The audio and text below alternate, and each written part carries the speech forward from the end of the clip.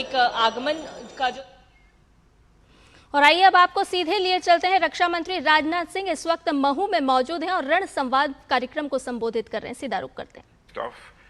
Foreign defence attachés, scholars and think tanks, academicians and industry leaders, veterans and officers from MOD and our armed forces, friends from media.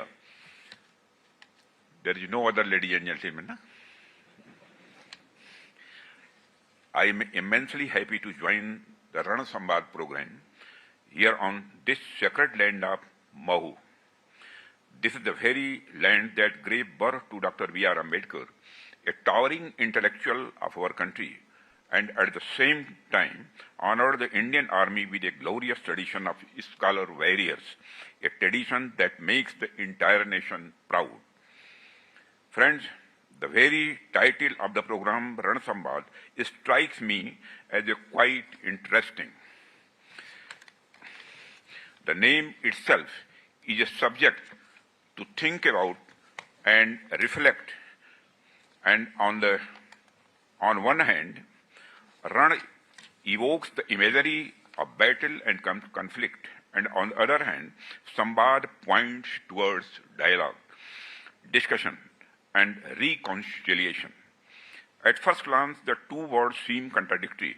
Where there is a battle, how can there be a dialogue? And where dialogue is taking place, how can there be a battle? But if we look deeper, this very name embodies one of the most relevant truths of our times. Friends, the name Rana Samvad also has historical basis in India and reminds me of many incidents from our history which show us how civilizationally battles means run and dialogues means Samvad in India were intertwined. In our culture, dialogue is not separate from battle. It comes before the battle. It happens during the battle and it continues even after the battle. Friends, take the Mahabharata for instance. To prevent the war, Lord Sri Krishna went as a messenger of peace. He went to engage in dialogue so that the war could be averted.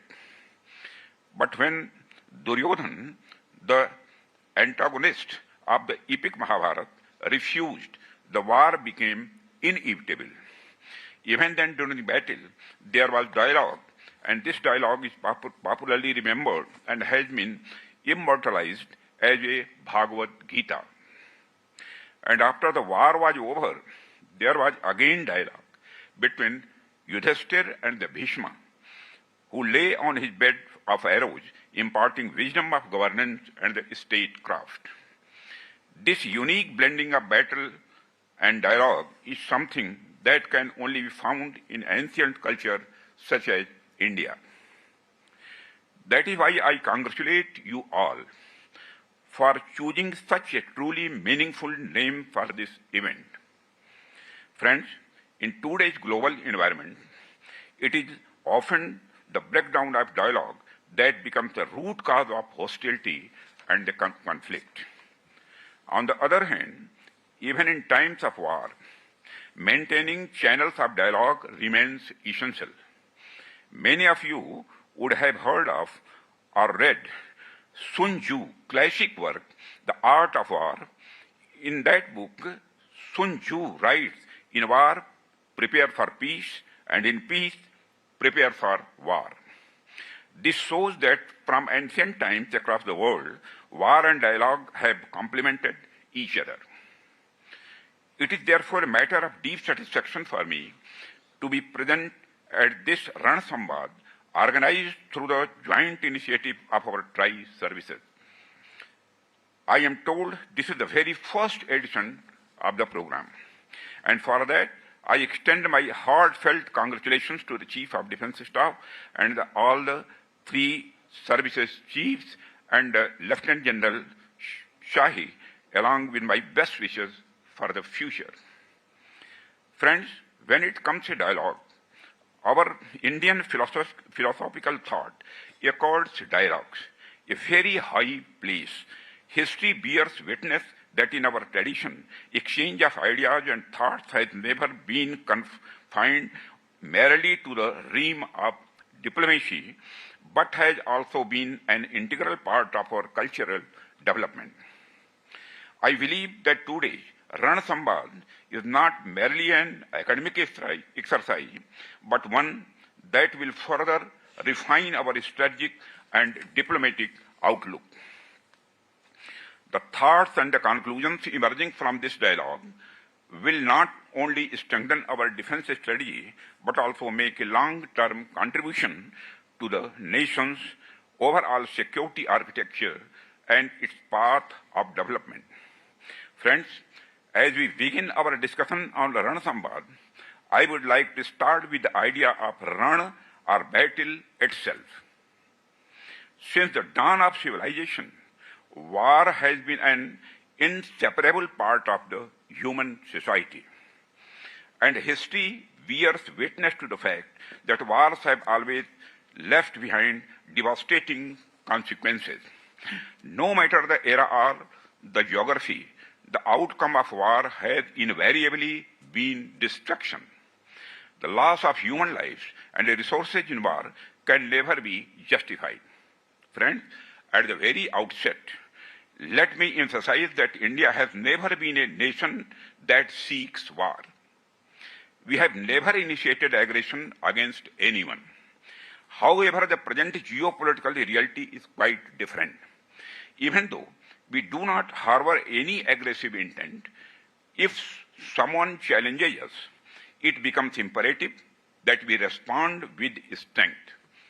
To do so, we must continuously enhance our defense preparedness. This is why training, technological advancement, and a sustained dialogue with partners are of utmost importance for us. Referring to the concept note you shared for the Ran Samvad program, I noticed a very insightful quote from Karl von Clausewitz. He said, "Each age has its own peculiar form of war." In his time, this observation was entirely appropriate. But the present era is defined by non-linear and multi-domain warfare. Today, there is no fixed system of war, no rigid doctrine that we can blindly rely upon. Hence, I would like to state, in the present age, there is no definite peculiar form of war.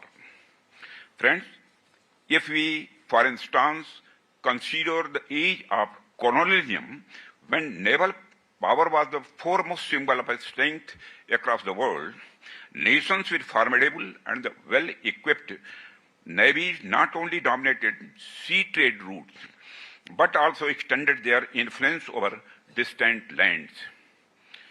The British Empire is the most striking example of this. During that era, Alfred Thayer's sea power theory gained prominence, wherein he declared, "Who rules the sea rules the world." However, the times changed, and by the mid-20th century, the two world wars shifted the center of power towards the skies. Air forces of nations across the world transformed the very nature of warfare. Battles were no longer confined to land or sea. Instead, air superiority became the decisive factor. The Battle of Britain stands out as a remarkable example where the Royal Air Force Spitfires and Hurricanes halted Germany's offensive in the air itself. Since the 1950s, the importance of air power has continued to grow significantly. Friends, after the Second World War, the world entered a new phase, the Cold War era. Though it was not a direct battlefield confrontation, it was marked by an arms race and a series of the proxy wars. During this period, missile technology became the new benchmark of military power. Weapons such as intercontinental ballistic missiles, submarine-launched missiles, and cruise missiles transformed warfare into a matter of minutes. The 1962 Cuban Missile Crisis was the peak of this tension, when just a few days of standoff brought the entire world to the brink of nuclear war. Friends, today in the 21st century, this transformation has become more rapid. Sheer numbers of soldiers or the size of weapon stockpiles are no longer enough. Cyber warfare, artificial intelligence, unmanned aerial vehicles, and satellite-based surveillance are shaping the wars of the future. Precision-guided weapons, real-time intelligence, the data-driven information have now become the cornerstone of success in any conflict. Friends, modern battles are no longer confined to land, sea, and air. They now extend into outer space and cyberspace. Satellite systems, anti-satellite weapons, and space command centers are the new instruments of power. Therefore, what we require today is not just defensive preparedness, but also a proactive strategy. Friends, future wars will not merely be battles of weapons. They will be a combined play of technology, intelligence, economy, and diplomacy. In the times ahead, the nation that masters the triangle of technology, strategy, and adaptability will emerge as the true global power. To put it simply, this is the moment to learn from history and write a new one. That is the moment to anticipate the future and shape one. It was observed closely. Systems and doctrines of war have evolved with time. In just the past 10 to 20 years, the pace of these changes has been so rapid that fixing any permanent pattern has become almost impossible. It would not be wrong to say the age we live in has just one doctrine, that there is none. Circumstances and the challenges change with such speed that every nation is compelled to keep its strategy flexible and responsive. Friends, today in the world, whichever nation decides the battlefield is the one that controls the game and its rules. Others have no option but to respond to this and step into the arena on terms that are not of its own choosing. Our endeavor must be to define the battlefield and the rules of the game ourselves, compelling the adversary to fight there so that the lead advantage always remains with us. Friends, the success of Operation Sindoor is the perfect example in itself. The bravery and the swiftness with which our forces carried out action against the terrorist shelter in Pakistan was something those terrorists could never have been imagined. I firmly believe that every war leaves us with some important learnings. In the course of battle, we are able to realistically assess the level of our preparedness. If we speak the Operation Sindoor, it was indeed a striking demonstration of technology-driven warfare. Friends, be it offensive or defensive techniques, operational practices, quick and efficient war logistics, the seamless integration of our forces are matters of the intelligence and the surveillance. Operation Sindoor gave us a wealth of nations. It provided us with a glimpse of the kind of the challenges and responses that could serve as a valuable guidance for any conflict in the future. You may also have observed that Operation Sindoor has emerged as a great example demonstrating the success of our indigenous platforms, equipment, and the weapon systems. Its achievements have once again underlined that in the times to come, self-reliance is an absolute necessity. we have indeed made significant progress on the path of self-reliance, but there is still a long way ahead that we must travel. Friends, beyond all these aspects, Operation Sindoor has also taught us another crucial lesson: the importance of information and the cyber warfare in today's age. While enhancing our defense capability, it is equally vital to ensure that our information and the cyber infrastructure is made even more robust. I believe we must give this matter deep thought and careful consideration. Friends, amidst all these changes, there has always been one factor that plays a decisive role: the element of surprise. In today's world, this element of surprise has become even more powerful because it is now coupled with technological warfare. Technology is advancing at such a pace that by the time we fully grasp one innovation, another emerges, completely alerting the course of warfare. Unmanned aerial vehicles, hypersonic missiles, cyber attacks, and artificial intelligence-driven decision-making are examples of tools that are bringing unexpected twists to modern conflicts. The most striking feature of this element of surprise is that it no longer has a permanent form. It keeps changing, always carrying uncertainty with it. And it is precisely this uncertainty that confounds adversaries, often becoming the decisive factor in the outcome of war. In our times, the fusion of technology and surprise is making warfare more complex and unpredictable than ever before. That is why we must not only master existing technologies, but also ensure that we are constantly prepared for new innovations and unforeseen challenges.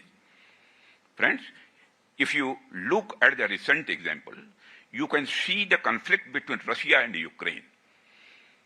When the conflict started in 2022, it was primarily conventional warfare, including tanks, artillery, and rifles. The ground forces were engaged in hand-to-hand combat. But in 3 years, the nature of this war changed completely. Now we are witnessing that various types of war systems and doctrines are being deployed in this conflict.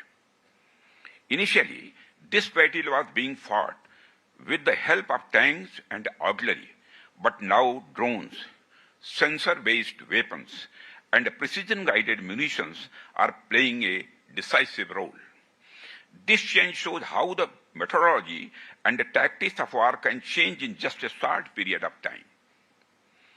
It is also clear from this that even in the future, in any conflict, we will not have to rely only on traditional means, but we will have to keep pace with technological advancement continuously.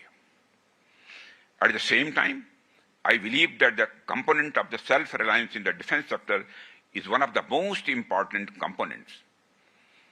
If we talk about self-reliance, especially in the field of the defense manufacturing, then I would like to say that India has embarked on a historic journey. We are once counted among the world's largest importers, but today, on the path of the self-reliant India, we are making a place among the reliable exporters of the world. Today, our indigenous platforms, light combat aircraft Tejas, advanced towed artillery gun systems, Akash missile systems, and indigenous aircraft carrier are giving a message to the world that India's technology and quality are now standing at world-class standards. This confidence and strength are due to our scientists, our industry, and our leadership. Today we are making all the equipment in our country that we used to import. You will also be very happy to know that now we have taken another step forward in the direction of making fifth-generation fighter aircraft. Now we are moving fast in the direction of making jet engines in India itself. Friends, under the visionary leader of our Prime Minister Shri Narendra Modi, the government has made many policy reforms in recent years. Such strong steps have been taken to promote indigenous design, development, and manufacturing. Self-reliance in the defense sector is no longer a dream, but is truly becoming a reality. Friends, the journey of the last 10 years is proof of this. Our defense production, which was only 46,425 crore rupees in 2024, has now increased to a record over 1.5 lakh crores rupees. The contribution of over 33,000 crore rupees from the private sector shows that private industries are also becoming partners in this campaign of Atmanirbhar Bharat. The result of this partnership is that India's defense exports, which were less than 1,000 crore rupees 10 years ago, have now increased to a record of approximately 24,000 crore rupees. This is not just about a trade or production, it is a symbol of India's changing global identity. Today, when the world sees the Make in India level, it gets assurance that it also gets confidence in the quality of our indigenously developed platforms and systems. And this is the real strength of the Atmanirbhar Bharat. Self-reliance is no longer just a slogan. It is the unbreakable foundation of our national security. Friends, on the occasion of Independence Day, all of you must have seen and heard when the Prime Minister Shri Narendra Modi announced the Sudarshan Chakra mission from the ramparts of the Red Fort. The Sudarshan Chakra mission is our resolve for India's self-defense, under which in the coming years all important places in the country will be covered with a shield of modern and indigenously developed technology. I am pleased that we are progressing rapidly in this direction. DRDO has recently successfully completed the first test of the integrated air defense weapon system. In addition, DRDO in the recent past has also successfully tested a high-powered directed energy weapon. I think these successes are not just of DRDO or the armed forces, but of the entire nation. Friends, during Operation Sindoor, we also saw better coordination among the three armed forces and their jointness. I believe that the jointness and integration of our forces played a major important role in the success of the Operation Sindoor. Therefore, I think we should also move forward in strengthening joint strategic communication. Friends, given how technologies are changing, accordingly, we need to accommodate the patterns of training of our forces. I was very happy to learn that the Army Training Command, RTRAC, has taken a policy decision to provide drone technology-related training to all Jawans of our Army by 2027. This will undoubtedly prove to be a game-changer step in this technological era. Friends, when I talk about changing technology and the changing world, it becomes very necessary that we also adapt our forces according to the changing world. For this, I have seen told that our army has taken the initiative for the formation of the Rudra Brigade, Shaktivan Regiment, Divyast Battery, Drone Platoon, and the Bhairav Battalion. This is a matter of the great happiness because all these things have undoubtedly become very necessary, keeping the future in mind. Friends, I would also like to say a few things about our Navy's technological progress. During Operation Sindoor, the way our Navy maintained strategic positions which limited the enemy's movement completely in the Arabian Sea. Our Navy's presence in the Indian Ocean is keeping our maritime borders completely secure. Our government is also working with full readiness to make the Navy even stronger and more robust. Just yesterday, I witnessed the commissioning INS Himagiri and INS Udaygiri in our Navy. According to the changing world and the changing technology, such numerous platforms and infrastructure are not only being included in the Navy, but are also strengthening it. Similarly, the Indian Air Force is also continuously strengthening itself by inducting everything from long-range missiles to next-generation beyond visual range weapons. The counter-US grid is being further strengthened in view of the increasing use of drones, and besides, whether it's procurement of the policy-related changes, we are always moving forward in the direction of strengthening our forces. Friends, in today's era, wars have become so sudden and unpredictable that it is very difficult to predict when any war will end and how long it will last. So we must be prepared for every situation. We must be prepared for this so that our surge capacity is sufficient. That is, if any war stretches from 2 months, 4 months, a year, 2 years, even 5 years, then we should be fully prepared for it. That is why we need to streamline our defense industry. Friends, in today's era, any conflict affects the entire country and every citizen can come under its purview. A country's economic system, industrial structure, technological capabilities, education system, all these have now become major components of security. Therefore, the scope of defense preparedness cannot be limited to the armed forces alone. In such a situation, the importance of communication becomes even greater. Through dialogue, we not only share experiences and information, but also understand each other's capabilities, challenges, and needs.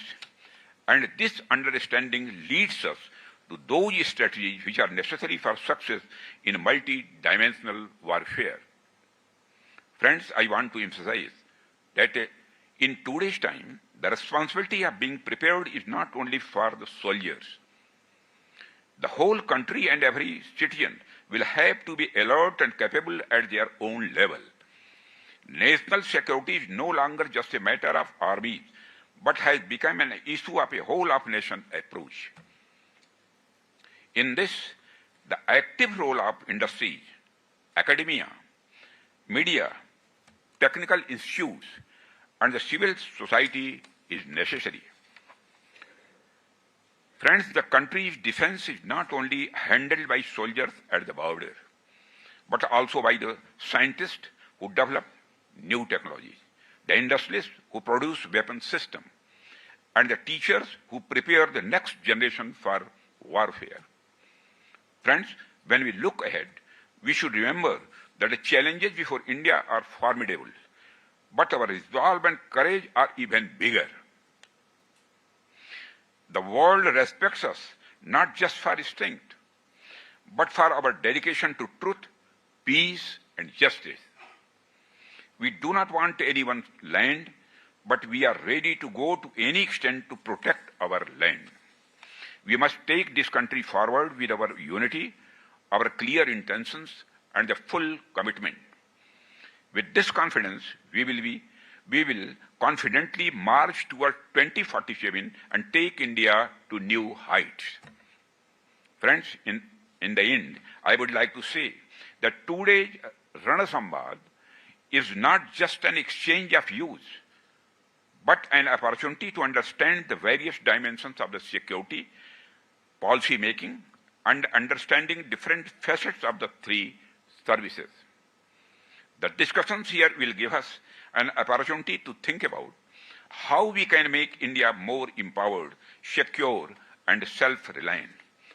I hope that your thoughts, your suggestions, and perspectives will be helpful in making the nation's defense policy more effective in the times to come. Let me conclude my address by wishing you all the very best for this meaningful dialogue. Jai Hind, Jai Bharat. Thank you very much.